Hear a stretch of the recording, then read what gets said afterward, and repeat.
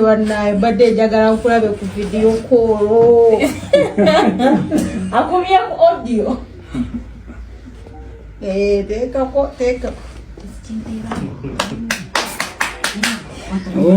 Uno mbawazi.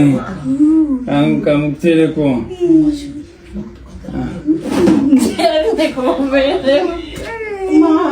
President Oliotia. Diulungi sanyisokulaba sawa kiro Ati kana zirufuga nyoka. Ulirotya katika kazi wange. Ndi mpola. Naza kubaje kikazi. Neto yanze tu supporting a president. Kola kitusobola munange amanyi ebizibu biriwo manyi ba promesa byonna. Neyanze tubeerawo neyanze tubeera omukulembeze omulungi toyanze otulondera SG omulungi nebaza sinange nzanyi okulaba SG ng'ava Kampala azze kulaba pase nga nze atalina mwasiriza atalina senga atalina kwenina Oli sister waffe munange. As a president. Nze atalina buli kimu naye sijja okuva Kampala najja ne ttiimu ye bambi toyanze tulondera abantu abalungi. Omukyalo oyo bamuyita Pase. Abajjukira yavaayo nga tunaatera okuyingira kampeyini za 2026. N'avaayo n'agamba nti Mwami Museveni abantu banaakuwagira batya ng'engalo zammwe zijjuddemu omusaayi. Mutabani wo agamba nti yakkiririza mbachwezi. Abachwezi banywa musaayi. Omuwala oyo yawambibwa n'abuzibwawo then later ne bamuteeka mu kooti n'ayimbulwa era ne baddamu ne bamukwata omulundi ogwokubiri. But okuva we bamukwata yaddamu n'akola emirimu gye nga coordinator wa NUP. Naye njagala kigamba nti baawe yamusuulawo yamuleka ng'agamba mbu ye tayagala kufa mbona ajja muttisa. Emboozi ekwasa ennaku but Lewis Rubongo ya Secretary General oba SG awubyeko olubu lw'ekigere eri abo abantu abali mu kusomoozebwa okw'enjawulo. Agenzeko ewa mama wo Bobby Yanga naye embeera tebadde nnungi. Bw'atyo n'ayitirako ne wa Comrade Pase Mbabazi naye n'amulabako. Emboozi eno nzikiriza ngenda gikuwa mu bujjuvu naye ekwasa ennaku. Tugenda beera nga tutuukayo tubirabe. Mu ngeri emu eyaliko munna NUP era ng'avuganya ku kifo kye kimu ne Zambale Burasio Mukasa, omukulu Stephen yagamba guno gwe mukisa gwokka gwasigaza ekirooto kye kubeera mubaka wa Parliament. Later ne tumulaba ng'ayingidde NRM, kakati azze kuvuganya ku bwa chairman LC1. Ekyo kye bayita okuva waggulu n'ogw'ennume y'ekigwo nga ne bwe baleeta ensuululu bakusimeyo tovaayo. Anyway, tugenda beera nga nawo tutuukawo. Waliwo omwami yalabikira mu katambi, omusawo ow'ekinnansi, nga asibye Bayibuli n'omusaalaba abikuba kibooko. Omwami ono amawulire ge tufuna galaga nti oluvannyuma lw'okukuba Bayibuli n'ebintu ebirala nga bw'obirengera amaze ebbanga ng'ekirwadde kimubala embiriizi ali ku ttaka. Abantu abamu tukola ebintu olwa zilayiki naye nga kyonna ekiddako tuyinza okisasulira omuwendo omunene okamala. Tugenda beera ng'emboozi eyo nayo tugituukako. Wabaddewo olutalo naddala omwezi guli gwe tukubye amabega wakati wa Dr. Lawrence Muganga ne Thomas Tayebwa muganga alumiriza Tayebwa okubeera nga mulemesa ekifo ekyokubeera minisita wa internal affair. Kakati tubadde tetuulyanga ku saidi ya Tayebwa avuddeyo n'ayanukula. Tugenda beera nga tubitunuulira ayanukudde Lawrence byonna tujja nabyo. Former presidential candidate Generali Mugisha Muntu CDF oba yaliko CDF avudde n'agamba bonna aboogera okugyawo leader of opposition kino kya buseegu, kya busiru, kya bugwagwa. Kisoboka kitya kati agamba nze nafuna omubaka omu nga anti kati ogamba omubaka omu mu kibiina kyaffe ate abakulembera abali ku ludda oluvuganya gavumenti, kino kya bulalu. Mugisha Muntu tugenda beera nga tumuwuliriza so nga ate Mariam Wangadya akyayongera okuyiwa ebyama biika nga mazzi ku lwona aleesibya Simewo Nsubuga. Simewo Nsubuga mumumanyi? Mumumanyi Simewo Nsubuga? Kanzije aleesibya Mariam Wangadya onaagenda okuva mu ofiisi nga ebintu obizingudde n'obigira oti. Era eyaliko oba eyayagala okuvuganya ku ntebe ennene y'eggwanga David William Magezi avuddeyo n'abaako obubaka bwasindikira General Museveni ne CDF. Obubaka buno ngenda kubeera nga mbukuwa. Nzikiriza nkolemu bwe nti katono nnyo nzije ebigambo tubitandikirawo. Nkwanirizaako gwe atweyunzeeko mu kadde kano. Webale nnyo, webalire ddala.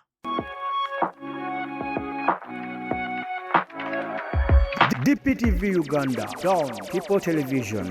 Nsaba mpereze ku WhatsApp ku gondiyo ku namba ye ya mobile money. Mobile money? Nze mundeke woba yakumpereza sente genda mu inbox. Kale tewali buzibu kakati ekirala.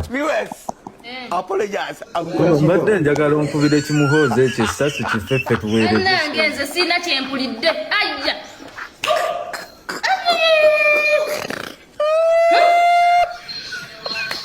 Sina kyempulidde.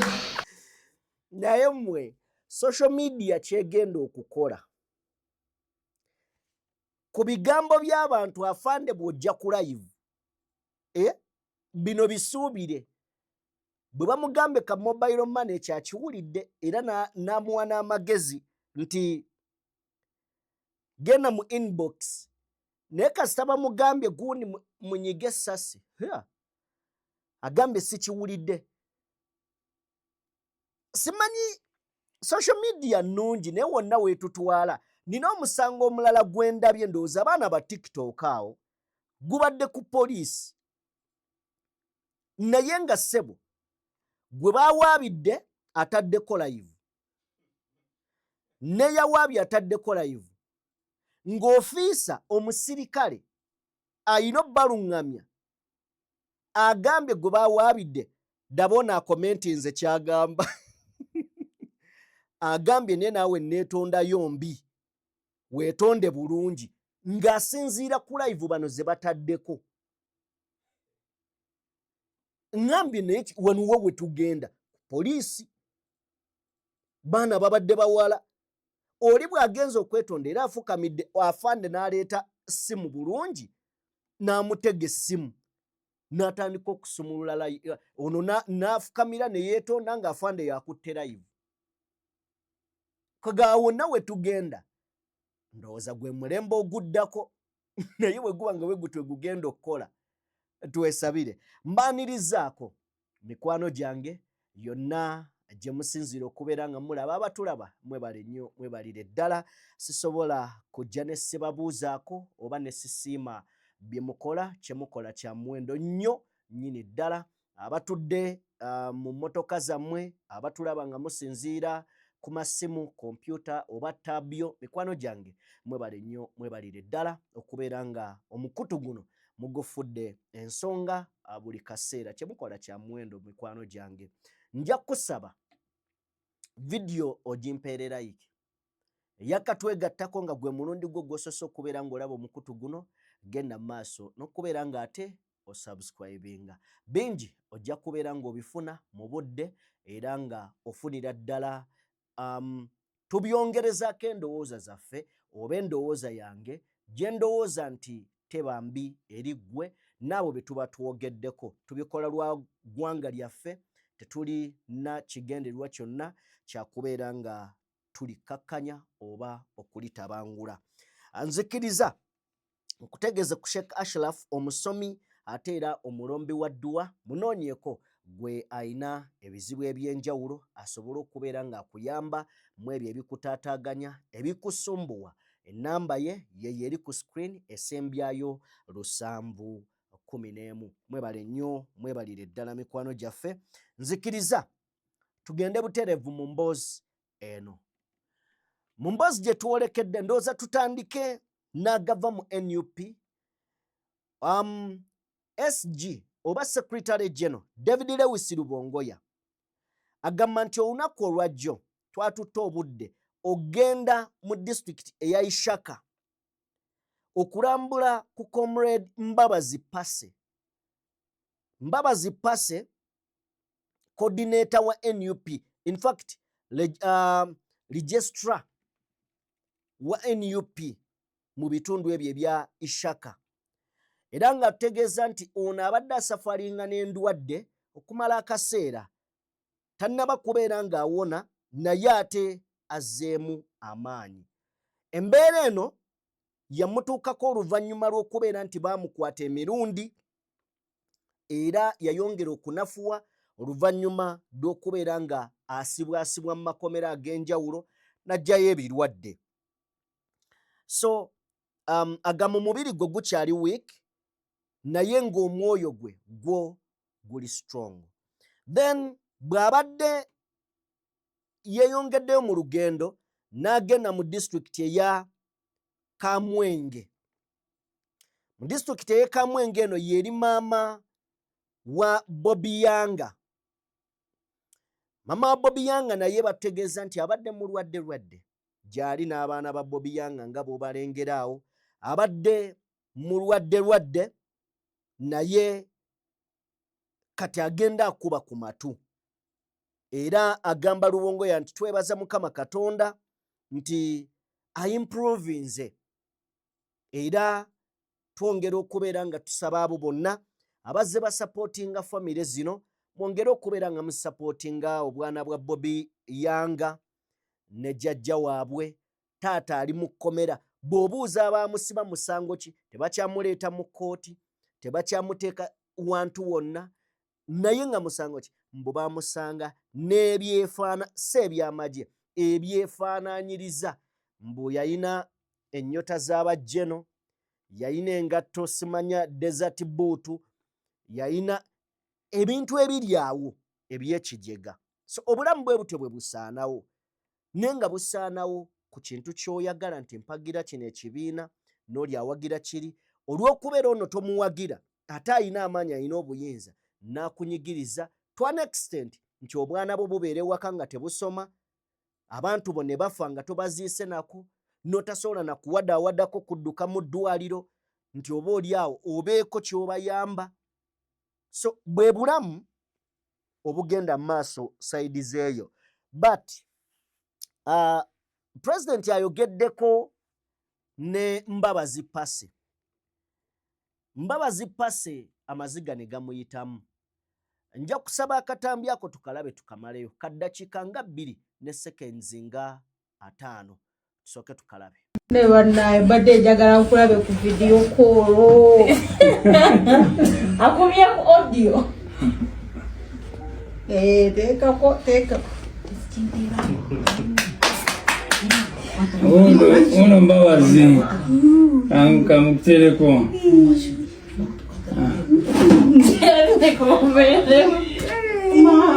President oli otya? Ndi bulungi, sanyusa okulaba essaawa kiro. Owulira otya kati mukazi wange? Ndi mpola. oyinza kubajja ekikazi naye toyanze otusapootinga president. kola kyetusobola munange, omanyi ebizibu biriwo, omanyi bapulemesa byonna.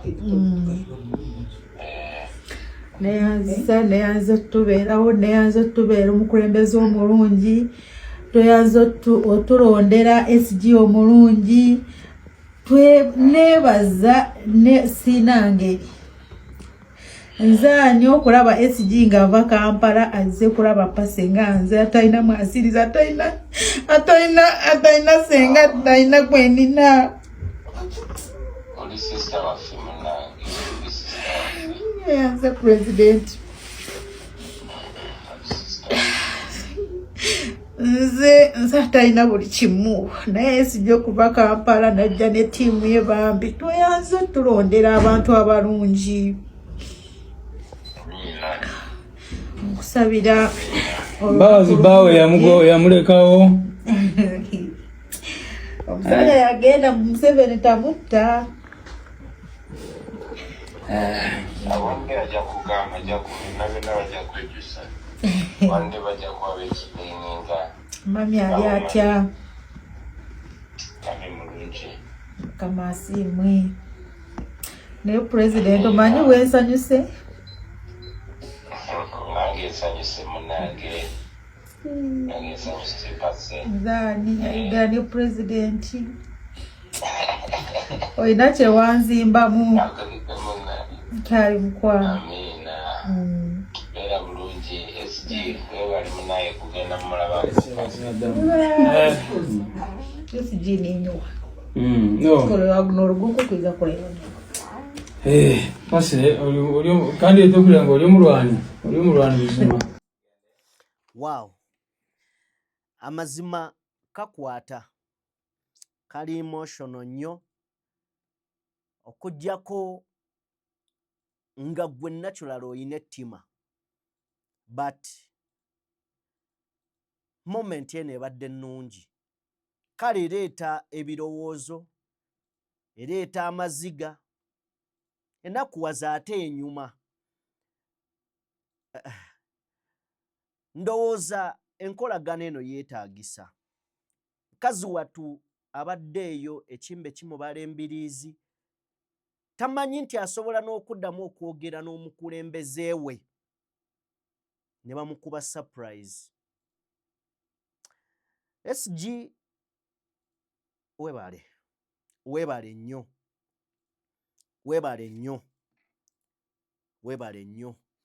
Byonna biyinza okutabuka kubanga omuntu gwe mwagala okujja mu buyinza w'amaanyi ge mazima, w'amaanyi nnyo. Biyinza okukaluba at some point ne mukoze ekituufu. Ensi mugiraze era mu challenge nze anajja oba anaayagala oba anaddamu okwetikka oludda oluwabula gavumenti mubawadde ebyokusoomooza nti bateekeddwa okukola mmwe ebisinga ne ku bye mukoze ekiyinza okubeera ekizibu. Omanyi waliwo ebintu bagamba ebiddawo tebyenkanankana ago mazima. Mu mupiira ne bw'oba oyagala nnyo tetugenda kuddamu kulaba musambi gwe bayita Ronaldo oba Messi nga bawummudde. Bwe kiriba kyakubaawo kiribeera kya myaka nga 3 mu maaso tetulibeerawo ffe.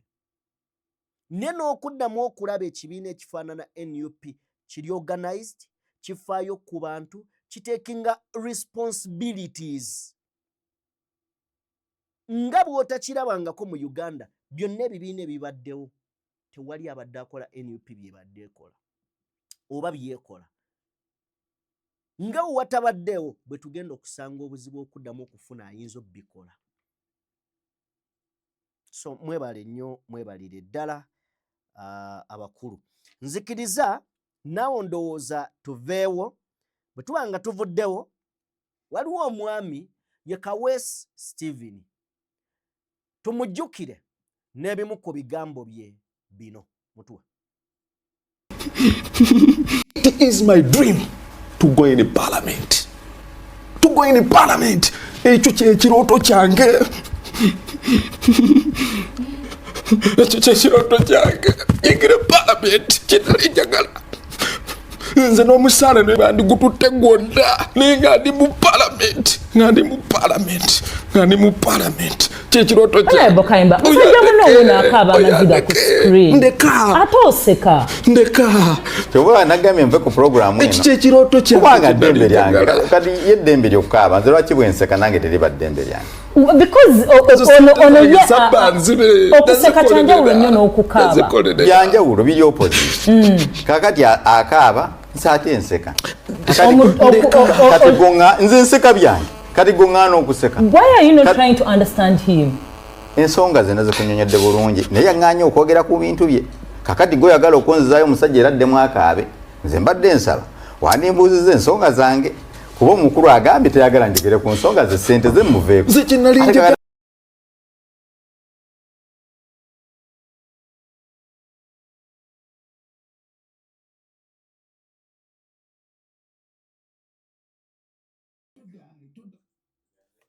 kale ye Kaweesi Stephen bwatyo ng'afiirawo n'obutambi obulala tetujja kuzannya bwonna of course mubumanyi muzze mu bulaba ng'agamba guno gwe mulundi gwe then emabegakaawo twafuna ebifaananyi ng'ali ndowooza yaba secretary general wa PLU Michael Mawanda nga bamwaniriza ku kitebe kya PLU era ne bamukwanga essaati ne yeenaanika era emabega twali tulabyeko akatambi ng'agamba aba NRM amabanja gamuli mu bulago era ne bageza bakimukolera ne basasula amabanja ge abasigadde ababanjayo kimu kumufuula mubaka wa paalamenti tubadde tuli awo omukulu nga posita efulumye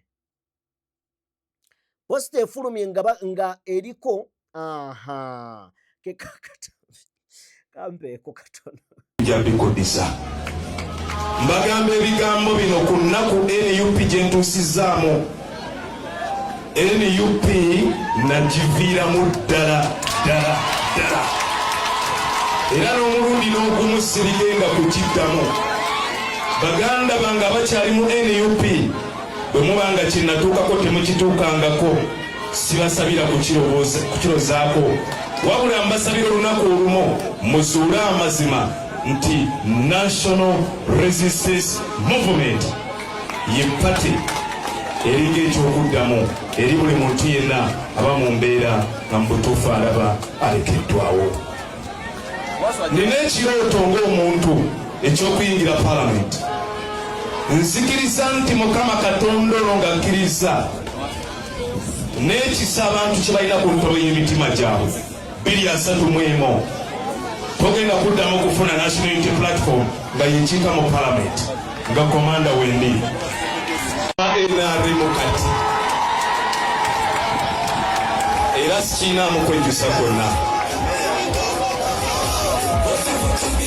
Ekirooto kye nnina banange kino nkyogera singa olunaku olumu nfa nga sinayingira paalamenti bale kino kiraamo banange mukwatanga bode yange nimugiyingizaako mu paalamenti gye ndiba ndi omwoyo gwange gulibeera musanyufu bangamba lwaki togendako mu paalamenti noyo. Well, ye Kaweesi oba Kaweesa Stephen tuzzeemu okulaba ekirooto kye eky'okugenda mu paalamenti nga batugamba nti vote Kaweesi Vincent LC1 chairperson Katooke B amadaala tagalinze akkiriridde mu lifuti ono speed kwakkiriridde amadaala tagalinze nga gajja mulwisa ayina okweyuna ekigwo kye buterevu akutte lifuti n'agwa mu ttaka gy'agudde ne bw'oyita ab'ensuululu 6 okumusimulayo bajja kwotakwotera mu gaalumonde era agambye nti nze mmwe n'atuwa ensonga ze obuntu simanyi oba yatulaga obuntu bulamu Kavuyo man lwe yajja ku NUP Masasi ge gavuga. Empisa naye bwe kiba ng'ogamba empisa nga wali ku TV ng'okaaba n'amalusu ne gayiika, simanyi mpisa kika kizootuwa. Okukulaakulanya, ogenda kukulaakulanya otya abantu ng'ogamba watunda na bibi okujja mu kalulu era bakyakubanja. Kitegeeza byonna tewali kyogenda kukola. Agamba together we transform Katooke B. Azzeeyo ku butaka. Eno yali agenze ku biki? Ku byabanene. Anyway, ye Kaweesa Stefan nzikiriza tuveeyo. Tugende buterevu nnyo eri omusawo w'ekinnansi eyavaayo n'akalakata Bayibuli kibooko n'addira omusaalaba n'atandika okubeera nga nagwagukuba. Emboozi eno twagikuleeterako wano ne tugamba nti obusiru butambuza amazzi ekiro. Si musango okukkiririza mu kyoyagala, naye si musango era omulala okukkiririza mu kyayagala. Wano ekikola ki? Kwe kuwa ekitiibwa buli omu n'awa munne ekitiibwa. Omulokole oba ow'eddiini kirungi nnyo n'orespecti ng'oli ow'ennono. Newankubadde oyagala ommuggyayo adde eno gy'oli mukonviisinge bulungi, naye tosobola mukonviisinga ng'ozze ovuma buvumi. Kati naawe ow'ennono okukakasa abantu nti bavaayo eno badde wano obalage nti baabula, tudde ku nnono, oteekeddwa kikola mu bulungi nga totyoboola kyabano. Ono yatyoboola ebyaddiridde Naku Miranga na Biwoobe. Katulabeko ku butambi buno ojja butuwaako, then tusobole okubeera nga tweyongerayo. Okay. Bakana Maria eno Maria emboko z'obwenzi zonna zamuyiseeko dda. Emboko eno mu ggulu liiso lidimu ebya Yesu, eno emboko enyoka abagobereza endige, emboko ekaaba omulumi. Kati oba bano ababadde bamulinda obbanunula bagenda kukola batya? Omununuzi nga kiboko emuliko emuyitako ebwembuya omutaka. Yes. Emboko enyoka. Emboko enyoka. Kyenjagala esanya eringi eno Yesu emboko enyoka. Twamukutte naye kiri eno mu mayembe. Enyoka. Yesu nkuba damu kwewubira mu bantu. Ono kambukwe bwabadde wano.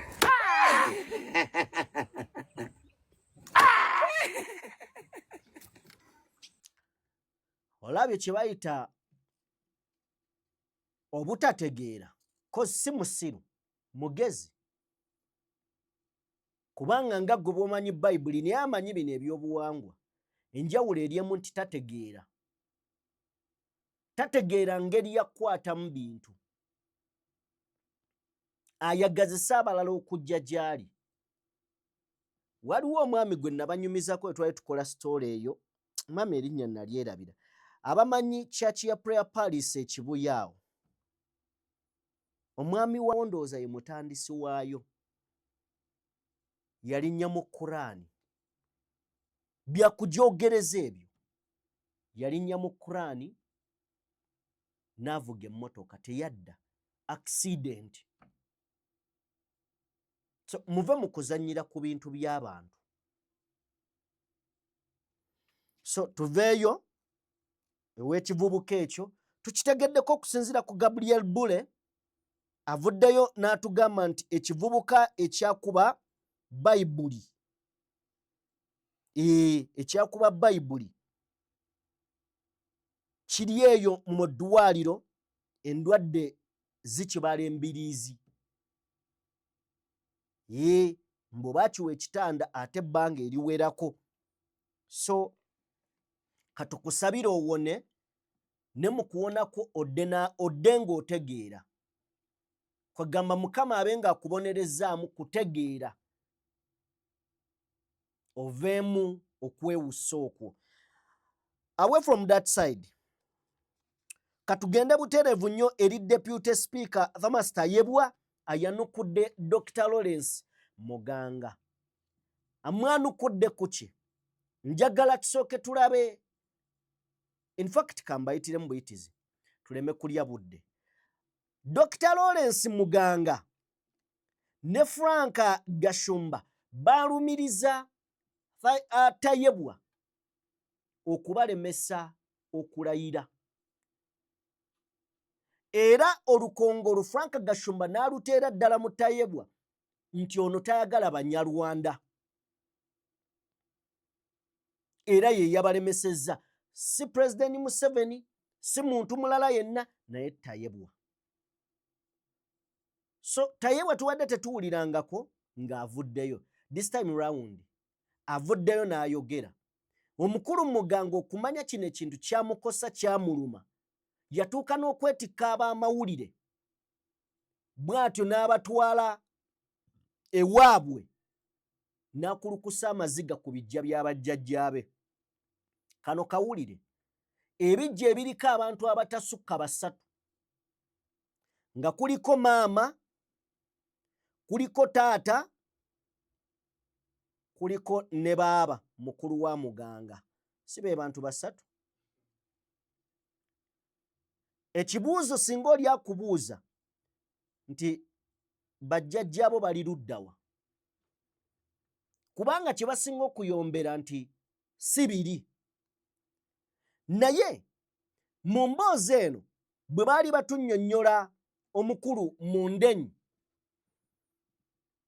omwogezi wa Internal Affair yagamba nti omuntu yenna okubeera munnayuganda olina okubeera nga ku bino oyinako. Ekisooka olina okubeera nga kujajjaawo mpulira kujajjaawo oba ku bajjajjaabo nga kuliko omu munnayuganda. Omulala ne bw'aba ava mu ggwanga ki, naye ku bazadde bo kulina okubaako omu nga munnayuganda. Kyova laba nzize embuuza nti ebijja biriwo bisatu. Omu maama, omulala taata, owookusatu mukulu we. Kakati ku bonna azaala bamaama be yaliwa ku bijja okwo.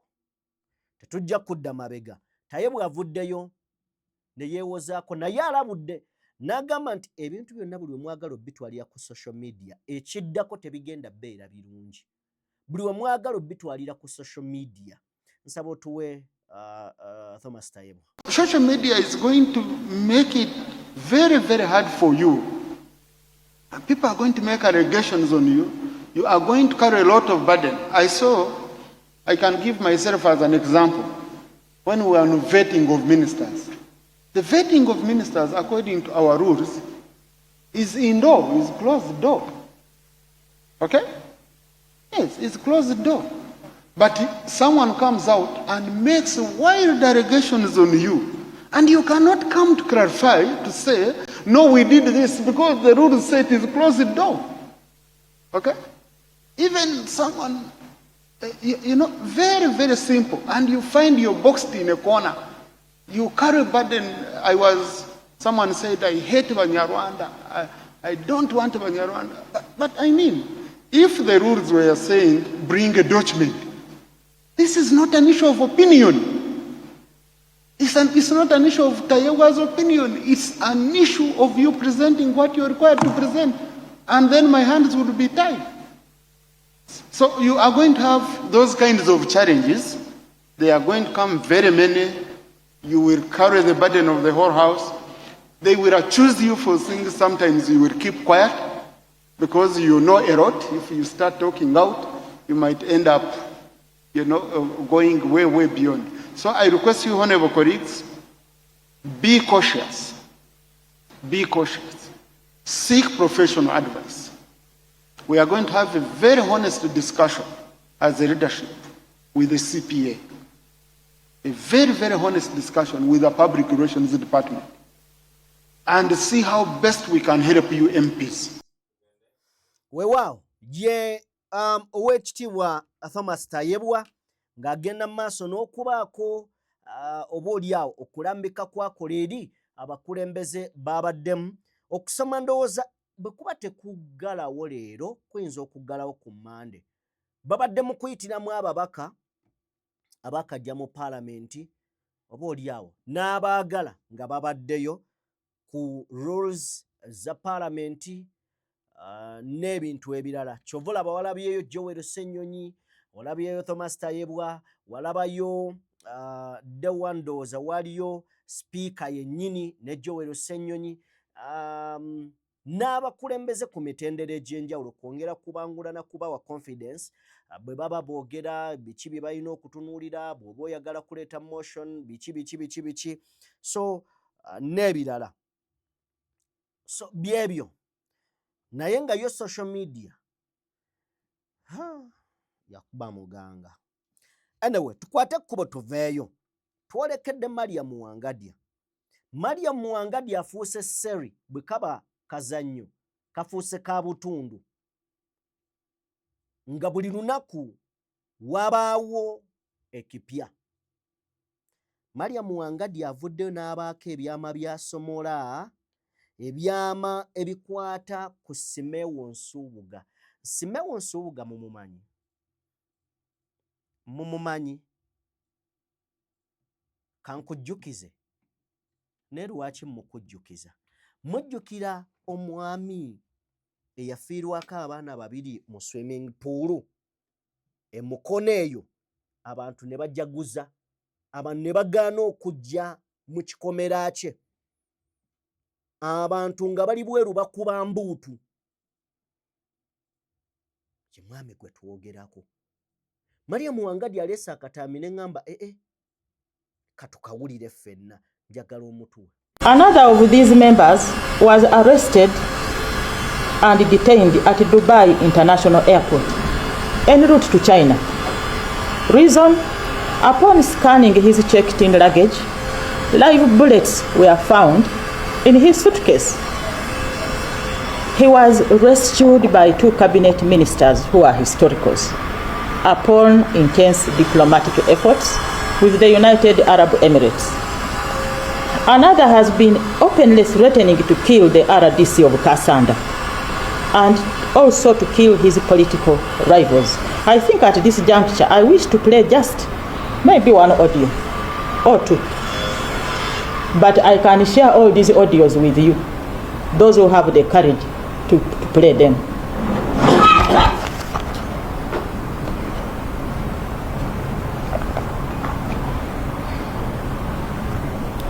Is it on?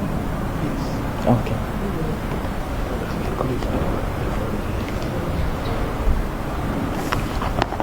Person Fred Enanga revealed that the Directorate of Criminal Investigations actually had opened a file to investigate the audio attributed to the Kasanda North Member of Parliament Simeewo Nsubuga for issuing life-threatening messages to a one Sonko. Sonko, assalamu alaikum wa rahmatullahi wa barakatuh. Wa alaikum assalam wa rahmatullahi wa barakatuh. Bampita Simeewo Nsubuga. Esebo wonaleko. Mpuna ripoti okuva mu constituency. Esebo. Nti otandika okubira abawagizi bange ne bacoordinator bange. Esebo. Nti mulumu abaagala. Esebo. Naye kusaba busayi muganda wange. Esebo wonaleko. Okyayi n'abaana bato oyina family. Esebo. Bw'oba oyagala obulamu n'ensonyiwa nze nkugambye ebyange tebiriko nti natumye. Esebo. Bw'oba oyagala okubeera obulamu n'okukuza abaana bo kuva ku muntu gwe bayita Simeewo Nsubuga. Tugamba nti kikugambye bino babiyita kufa na kuwona. Nkubulidde emisana ng'enseeraba. Owulira? Now this came to the attention of the IGP. Ebyo bye bibeera eyo. Amaanyi, obuyinza, okujeeyita, okujeewulira. Naddala nga mwe muli mu buyinza. Oli akukubira n'akugamba olina obwana bwo buto, oyagala kubuleka ate omumanyi bino mbyogera misana, meaning that akukakasa akubuulire. Mariam Wangadya byonna byajjeeyo ne noting ekigambo kye bayita notinga ekigambo kye bayita nsobola obbawa eddoboozi lino ne mulizannya for those who have courage. Kitegeeza Mariam Wangadi akimanyi nti eddoboozi lino alirina ne wadde bannamawulire babaddewo waliwo atagenda nga tagenda yadde ddifulumya ku mpewo oba ku TV oba ku radio. Kyobola bagambye nsobola obbawa eddoboozi lino bwe munaaba mulina obusobozi obulizannya. Oyo omuntu tabeera mutono aba munene. Ne tuli mu kalulu kufa na kuwona. Bw'osaasirira abaana aba NUP ab'ebibiina ebirala abajja nga bazze kuvuganya tebazze kulwana. Be bagenda okuvuganya bo bamanyi lutalo era kufa na kuwona gw'ojja ogamba nti tugenda kuweereza.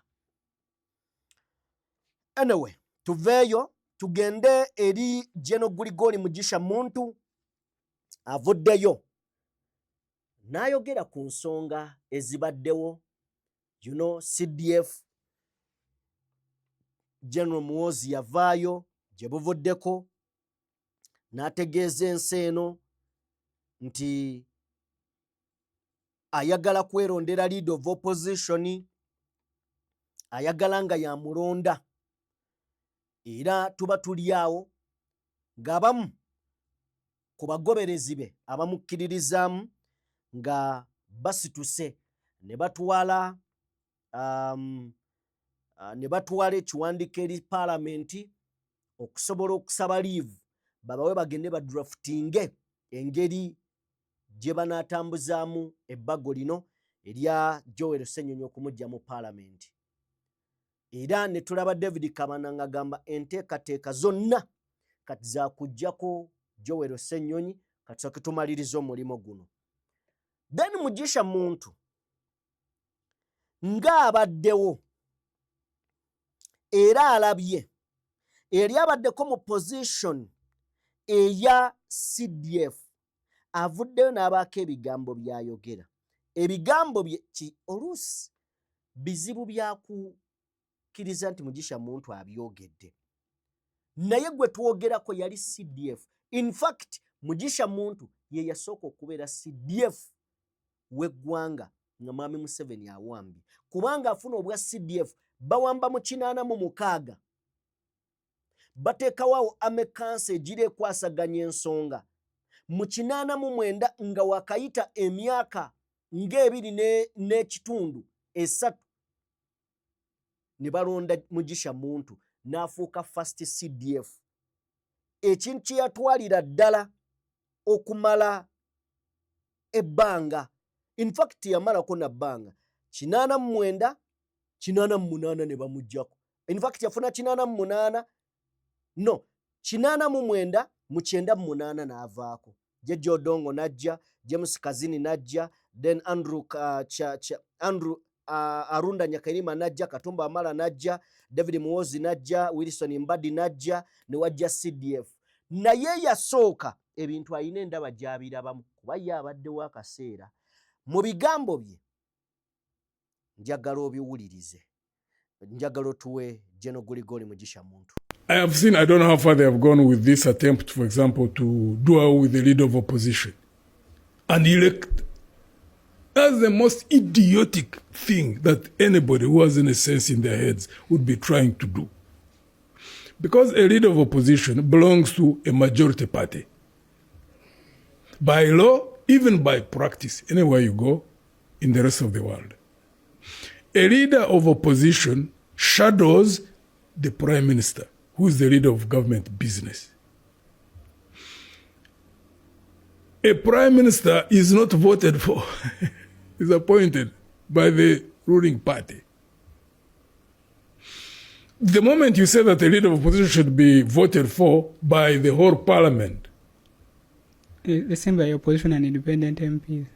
Okay, opposition and independent MPs. Now suppose they elect, like we have only one member of parliament. Like Kent, we have one member of parliament. and then they elect him to be the leader of opposition. That would be idiotic.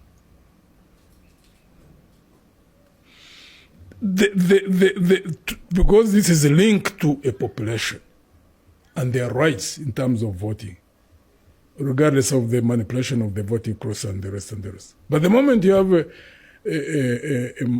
majority party which has majority in the opposition, it is its mandate to be the one to do what? To have a leader of opposition in parliament. It's nothing new. I was ever in FDC. I remember those debates that would happen. We knew if you want order. Now, the idiocy is that the people in NRM don't understand that there could be, if we maintain a multi-party system of governance and NRM becomes an opposition, they would need to know that when they are not in power and they are put their law like that. Of course, they don't imagine that. But that's idiocy. Because yes. I cannot fully understand how they could even. I also don't know. You see people moving it. These are people who have gone to school. Anyway, it's really challenging. It's very difficult sometimes to engage. Because they seem not to be looking in the future where they would be in the opposition. But it happens. The longest party which was in power, maybe, I think it was in Mexico. One party was there for 70 years, but it got out. So if NRM, the leaders in NRM, really are looking about the future, they need to do things in a manner where they would know or should know that there's a point when they be out of power. And they really need to do things cognizant of that fact. I really hope that they don't even succeed in changing that. If that parliament votes for it, then we'll know that we are now about hit rock bottom. Yeah, we are. Let's just brace ourselves for the impact. I don't know. Jeno agamba nti bw'obanga otunudde omuntu oba gavumenti ekyasinze okuwangaala yawangaala emyaka 7. Aga nti oba ndowooza yali mu Mexico eyo emyaka 7. But era finally ku myaka 7 yamala neeva mu buyinza. Nti bano ababikola aba NRM bayina bo kye batatunuulira. Kiki batatunuulira? Nti tebeerabako lunaku n'olumu nga bali mu opposition, tebakirabako. So byebyo ebya Mugisha Muntu. Allow me mikwano gyange tugende butereevu nnyo ewa former presidential aspirant David William Magezi bwe yavuddeyo n'ebigambo ku General Yoweri Kaguta Museveni. Bawaisha omufumbiro bali mukomera ba Edi Mutu n'otunuulira mbu bwe mwagala oyita omuzira atya Edi Mutu ow'ekirevu ne munkwata ne mutwala mu basement ne mukuba emigombo y'omuzira. Inze President Museveni nze muyita omuzira ne obutwa emmese n'enfa. Inze mu gavumenti ya President Museveni toyinza kundagayo muntu n'omu nti asaana obuzira, toyinza mundaga. President Museveni ekikola kyandibadde eky'obuzira kwata nsawo ye kuva mu ntebe ya ggwanga gamba nti bannanga bavubuka eggwanga lyammwe liiryo unonde omukulembeze gwe mwagala.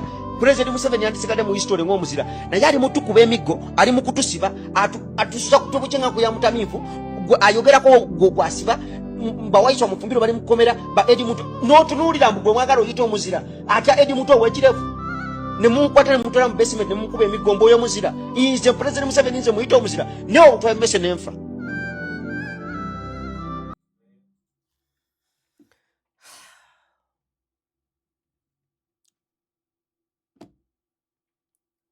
Byebyo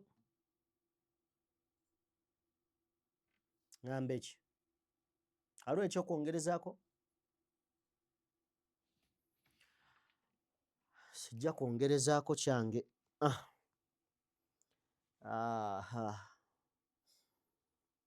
Saabalwanyi omuzira yalwana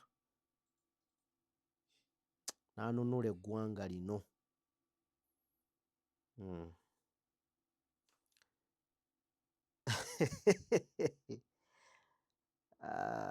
Anyway, mwebale nnyo, mwebalire ddala abatulabye okuva gye twatandikidde okutuuka wano tumalidde. mwebale nnyo mwebalire ddala era tugamba nti temujjanga okwo kyemukola kya muwendo ddala nnyo nnyo nnyo nnyo nnyo. Situmanyi muwendo gwe tusobola basasula wabula okusigala nga tubaweereza mu bwesimbu era mukakasa nti tuyimirira nammwe. Nsaba Mukama Katonda abampeere bye musinga okubeera nga mwagala.